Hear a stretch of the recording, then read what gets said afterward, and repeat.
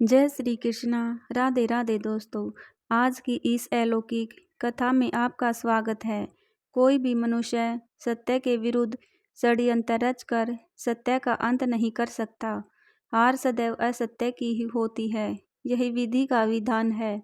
जो दूसरों का बुरा करने चलता है स्वयं उसी का बुरा हो जाता है। संसार की कोई भी शक्ति ईश्वर की शक्ति को पराजित नहीं कर सकती। यही सूक्ष्म जगत का अटल सत्य है। भगवान पर अडिग विश्वास रखने वाला व्यक्ति बहुत ही उदार होता है। वह अपने प्रति बुरा चाहने वाले लोगों को भी क्षमा कर देता है। आज की यह कथा सत्य की विजय को, अहंकार के नाश को और भक्ति की शक्ति को दर्शाती है।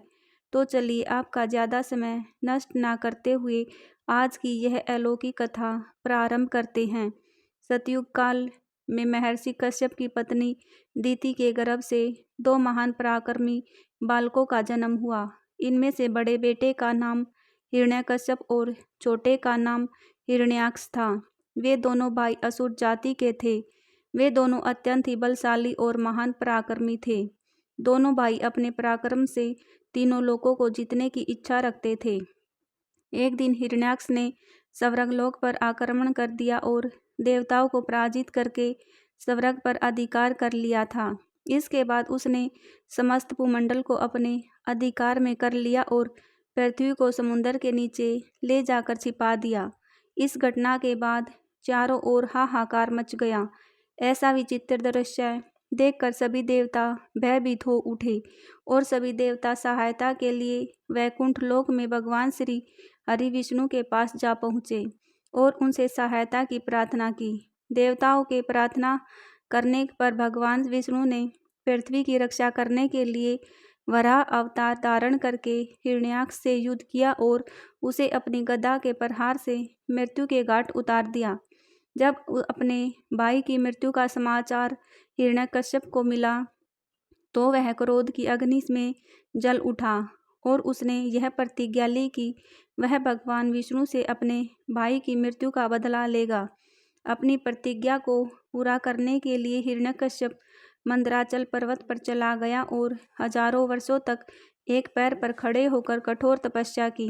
तपस्या करते करते उसका शरीर अस्थि पंजर के समान हो गया, किंतु उसकी तपस्या इतनी प्रचंड थी कि उसके शरीर से निकलने वाली ऊर्जा में से तीनों लोकों में उथल पुथल मच गई। सभी देवता उसकी तपस्या से भयभीत होकर ब्रह्मा जी के पास पहुँचे और उनसे प्रार्थना करते हुए बोले, हे परमपिता, आप हिरण्यकश्यप को वरदान देकर उसकी तपस्या समाप्त कराई, अन्यथा तीनों लोकों में उथल पुथल मच जाएगी। देवताओं के आग्रह करने पर ब्रह्मा जी हिरण्यकश्यप के सम्मुख प्रकट हुए और उससे कहा, हे पुत्र, मैं तुम्हारी तपस्या से अत्यंत प्रसन्न हूँ। मांगो, तुम्हें क्या वरदान चाहिए। ब्रह्मा जी की आवाज़ सुनकर हिरण्यकश्यप ने अपनी आंखें खोली और प्रणाम करते हुए कहा, हे सृष्टि के रचयिता, यदि आप मुझे वरदान देना चाहते हैं तो मुझे ऐसा वरदान दीजिए कि मुझे ना कोई दिन में मार सके, ना रात में, ना मुझे मनुष्य मार सके, ना पशु, ना ही मैं धरती पर मरूं, ना ही आकाश में, ना अस्त्र से, ना शस्त्र से, ना घर के भीतर, ना घर के बाहर। हिरण्यकश्यप की यह बात सुनकर ब्रह्मा जी ने बिना कुछ सोचे समझे उसे यह वरदान दे दिया।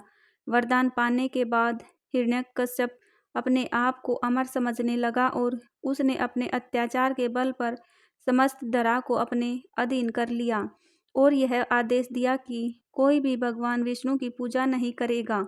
जो भी पूजा करेगा उसे मृत्युदंड दिया जाएगा। उसी समय हिरण्यकश्यप की पत्नी कयाधु गर्भवती थी। जब यह समाचार देवताओं को मिला तो उन्होंने सोचा कि इस राक्षस के पुत्र को जन्म लेने से पहले ही नष्ट कर देना चाहिए। जिस समय हिरण्यकश्यप अपना प्रभुत्व स्थापित करने के लिए अन्य राजाओं से युद्ध कर रहा था, उसी समय सुनहरा अवसर पाकर देवराज इंद्र ने अन्य देवताओं के साथ हिरण्यकश्यप के राज्य पर आक्रमण कर दिया और हिरण्यकश्यप की पत्नी कयाधु को बंदी बना लिया। तभी उसकी पत्नी ने विनती करते हुए कहा, हे देवराज, मुझे छोड़ दीजिए। मेरा तो आपसे कोई बैर नहीं, मैंने आपका कोई अहित नहीं किया है, फिर आप क्यों मुझे मारना चाहते हैं। कयाधु की बात सुनकर देवराज इंद्र ने क्रोधित होकर कहा, हे देवी, हम एक क्रूर और अधर्मी दैत्य की पत्नी को यहाँ नहीं छोड़ सकते हैं। यह हम देवताओं के लिए एक हानिकारक है। इतना कहकर देवराज इंद्र दैत्यराज की पत्नी कयादु को बलपूर्वक बंदी बनाकर ले जाने लगे। उसी समय देवर्षि नारद जी वहां प्रकट हो गए और देवराज इंद्र को रोकते हुए बोले, हे देवराज, आप देवी कयादु को कहाँ ले जा रहे हो?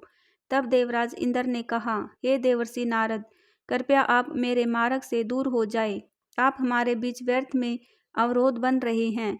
आप नहीं जानते कि इसके गर्भ में हिरण्यकश्यप का अंश है। अगर वह जीवित रहा तो एक दैत्य और जन्म लेगा जो फिर से इस संसार के लिए मुसीबत बनेगा, और मैं ऐसा कदापि नहीं होने दूंगा। देवराज इंद्र की यह बात सुनकर देवर्षि नारद जी ने बहुत ही गंभीर स्वर में कहा, हे देवराज, आप व्यर्थ ही चिंतित हो रहे हो। कयादु कोई पापिनी स्त्री नहीं है। इसके गर्भ में पल रहा शिशु अत्यंत ही भक्त और धर्मपरायण होगा। यही शिशु आगे चलकर भगवान विष्णु का परम भक्त बनेगा। इसलिए हे देवराज, तुम अपने मन से बालक को मारने की इच्छा त्याग दो। इस बालक को मारना तुम्हारी शक्ति के बाहर है। नारद जी के कथन का मान रखते हुए इंद्र ने कयाधु को छोड़ दिया और वापस स्वर्ग को चले गए। इसके बाद देवर्षि नारद जी ने देवी कयाधु को विष्णु भक्ति का उपदेश दिया, जिससे गर्भ में पल रहा बालक भगवान की भक्ति से ओतप्रोत हो गया।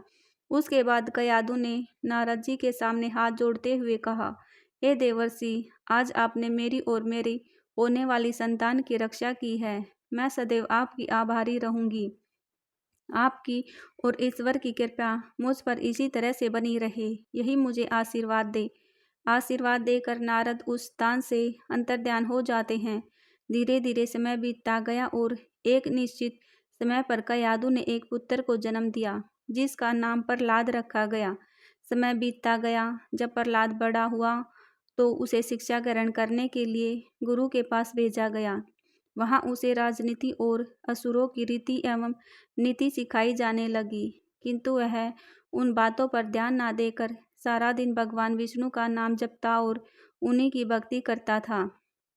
कुछ समय पश्चात उसकी शिक्षा दीक्षा पूरी हो गई और वह राजमहल में वापस लौट आया। लेकिन जब वह वापस लौट कर आया तो उसके विचार देखकर हिरण्यकश्यप चौंक गया। फिर उसने अपने पुत्र प्रहलाद को अपने पास बुलाया और पूछा, हे पुत्र, तुम्हें इस संसार में सबसे अधिक प्रिय क्या लगता है? अपने पिता के मुख से यह प्रश्न सुनकर प्रहलाद ने मुस्कुराते हुए कहा, हे पिताजी, इस संपूर्ण जगत में केवल भगवान विष्णु ही सत्य हैं। मैं उन्हीं की भक्ति करता हूँ और सदैव उन्हीं का नाम स्मरण करता हूँ। यह सुनकर हिरण्यकश्यप का मुख गुस्से से लाल हो गया।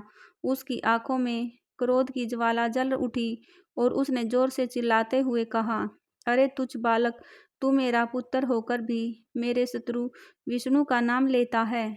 प्रहलाद अपने पिता की इन बातों से तनिक भी विचलित नहीं हुआ और उसने दृढ़ता से जवाब देते हुए कहा, पिताजी, सच्चे भगवान श्री हरि ही हैं और उनकी भक्ति से ही मनुष्य के जीवन का कल्याण संभव है। अपने ही पुत्र के मुख से अपनी ऐसी अवहेलना सुनकर हिरण्यकश्यप ने सैनिकों को आदेश दिया कि इसे इसी क्षण ले जाकर मार डालो। यदि यह जीवित रहेगा तो समस्त असुरों के लिए काल बन जाएगा। अब इसे जीने का कोई अधिकार नहीं है, क्योंकि यह शत्रु प्रेमी है। हिरण्यकश्यप के आदेश अनुसार सैनिकों ने प्रहलाद को बंदी बना लिया और उसे एक पहाड़ पर ले जाकर वहां से नीचे फेंक दिया। लेकिन भगवान विष्णु की कृपा से वह हवा में ही तैर गया और धीरे धीरे भूमि पर आ गया। यह देखकर वहां उपस्थित सैनिक आश्चर्यचकित रह गए कि बिना किसी सुरक्षा के गिरने के बावजूद प्रहलाद पूरी तरह से सुरक्षित है। फिर अगले दिन सैनिकों ने प्रहलाद को विषैले सर्पों के बीच में पकड़कर डाल दिया, लेकिन किसी भी सर्प ने प्रहलाद को नहीं काटा।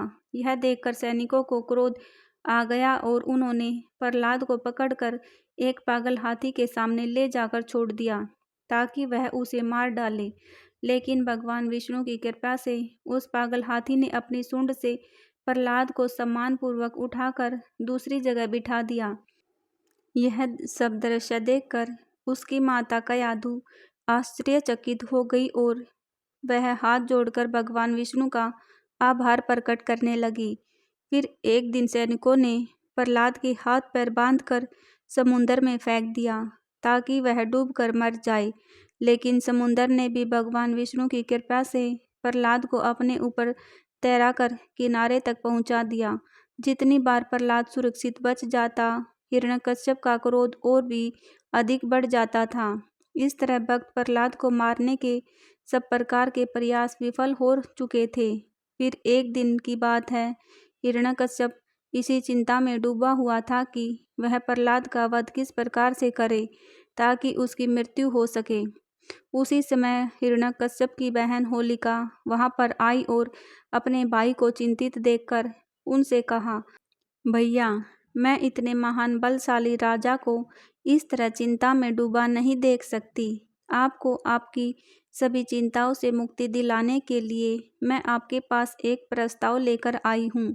अपनी बहन होलिका की यह बात सुनकर हिरण्यकश्यप आश्चर्य से बोला, बहन, मेरी सबसे बड़ी चिंता तो यह विष्णु भक्त प्रहलाद है, जो मेरा ही अंश होने के बावजूद उस पापी विष्णु का नाम जपता रहता है। मुझे तो सिर्फ उसे मृत्युदंड देना है, उसके बाद मेरी सारी चिंताएं दूर हो जाएगी। यह बात सुनकर होलिका ने जोर से हंसते हुए कहा, भैया, तुम चिंता मत करो, मेरे पास एक योजना है जिसके द्वारा आप प्रहलाद को मार सकते हो। आप तो जानते हैं कि मुझे भगवान ब्रह्मा से वरदान प्राप्त है कि अग्नि मेरा कुछ नहीं बिगाड़ सकती। यदि मैं प्रहलाद को अपनी गोद में बिठाकर अग्नि में बैठूंगी तो वह जलकर भस्म हो जाएगा और मैं बच जाऊंगी। इस प्रकार से आपके मार्ग का शत्रु भी नष्ट हो जाएगा। होलिका का यह प्रस्ताव हिरण्यकश्यप को बहुत पसंद आया और उसने प्रसन्नतापूर्वक होलिका से कहा, बहन, यह योजना बहुत ही उत्तम है। तुम शीघ्र ही इस योजना पर अमल करो। मैं सैनिकों को आदेश देता हूँ कि वह एक विशाल अग्निकुंड तैयार करें। फिर दैत्यराज हिरण्यकश्यप ने अपने सैनिकों को आदेश देकर एक विशाल काय अग्निकुंड तैयार कराया। उसके किनारे किनारे सैनिकों का कठोर पहरा लगा दिया ताकि प्रहलाद उठकर भाग न सके। जब अग्निकुंड तैयार हो गया, उसके बाद होलिका भक्त प्रहलाद को अपनी गोद में लेकर उसी अग्निकुंड में बैठ गई। इसके पश्चात हिरण्यकश्यप की आज्ञा अनुसार उस अग्निकुंड में आग लगा दी गई। आग लगते ही चारों ओर आग की भीषण ज्वाला उठने लगी। प्रहलाद हमेशा की तरह नारायण नारायण का जाप करने लगा, लेकिन जैसे जैसे अग्नि की आंच उन दोनों तक पहुंची, होलिका को अग्नि की तपन महसूस होने लगी। वह आश्चर्यचकित थी, क्योंकि इससे पहले अग्नि ने उसे कभी ऐसा अनुभव नहीं कराया था। अब तो उसका शरीर जलने लगा। वहीं प्रहलाद निश्चित होकर बैठा था और भगवान विष्णु के नाम का जाप कर रहा था। जब होलिका का शरीर जल रहा था तो वह क्रोधित होकर चीखने लगी और भगवान ब्रह्मा के दिए वरदान को झूठा बताने लगी और कहने लगी, हे ब्रह्मदेव, तुमने मुझे झूठा वरदान दिया था, तुमने मेरे साथ छल किया। तभी वहां ब्रह्मा जी प्रकट हुए और बोले, हे होलिका, शायद तुम भूल रही हो, यह वरदान देते समय मैंने तुमसे कहा था कि यह तभी प्रभावी होगा जब तुम इसे स्वयं की रक्षा करने या दूसरों की भलाई के लिए उपयोग करोगी। यह तुम्हारे हाथों से इस वरदान का दुरुपयोग है। तुमने इस वरदान के द्वारा निर्दोष बालक को मारने का दुस्साहस किया है, इसलिए तुम्हें अपनी करनी का फल प्राप्त हुआ है। यह कहकर भगवान ब्रह्मा जी अंतर्ध्यान हो गई। वह अग्नि बहुत विशाल थी और होलिका चाहकर भी उस अग्नि से निकल नहीं सकती थी।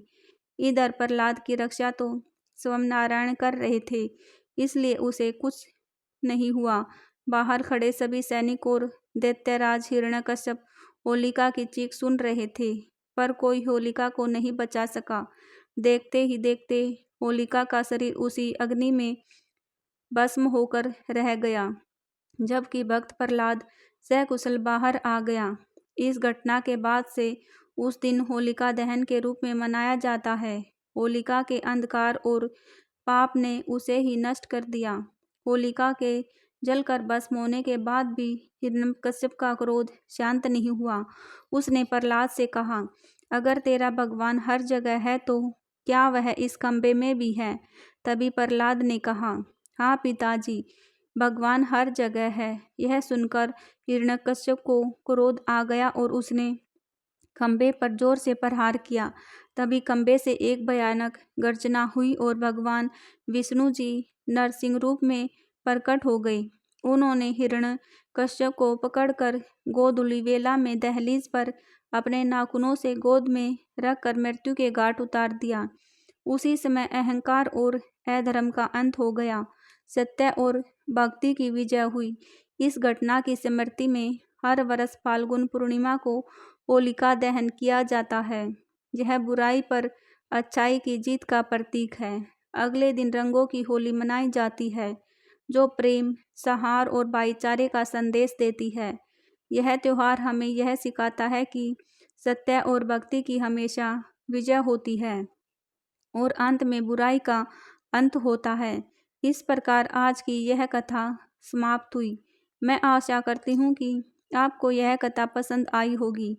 एक बार सच्ची श्रद्धा से जय श्री हरि विष्णु, जय भोलेनाथ अवश्य लिखें।